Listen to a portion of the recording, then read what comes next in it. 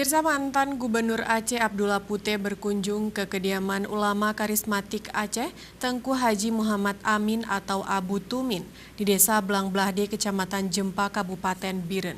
Kunjungan tersebut selain bersilaturahmi juga memohon doa restu untuk maju sebagai calon anggota DPD RI pada pemilu 2019 mendatang. Yang bawa rakyat Aceh sekarang. Kedatangan Abdullah Puteh bersama rombongan di kediaman Abu Tumin disambut dalam suasana penuh kekeluargaan. Dalam pertemuan tersebut, mantan Gubernur Aceh ini ditepung tawari serta didoakan oleh ulama karismatik Aceh. Pada kesempatan ini, Abu Tumin mengatakan dirinya sangat mendukung Abdullah Puteh untuk maju sebagai anggota DPD RI pada pemilu 2019 mendatang. Abu Tumin juga berpesan kepada Abdullah Puteh jika terpilih nanti agar selalu mengedepankan kepentingan masyarakat Aceh.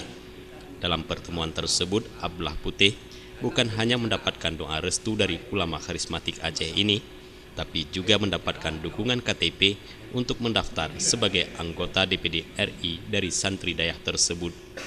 Abdullah Puteh, mantan Gubernur Aceh yang pernah menjabat pada periode 2001-2006, mengatakan dirinya sangat berterima kasih kepada Abu Tumin yang telah memberikan dukungan penuh dan akan segera mendaftarkan diri ke Komisi Independen Pemilihan atau KIP Aceh pada esok harinya.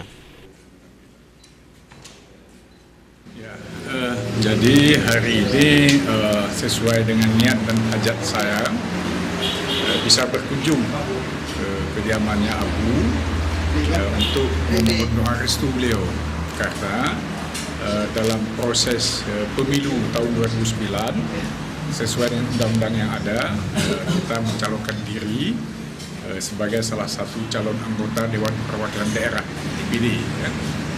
Dan karena itu, karena Abu adalah abunya orang Aceh dan dengan saya juga sudah cukup lama selama ini, bahkan waktu di Aceh membimbing saya pribadi, jadi adalah sangat patut saya mohon restu beliau.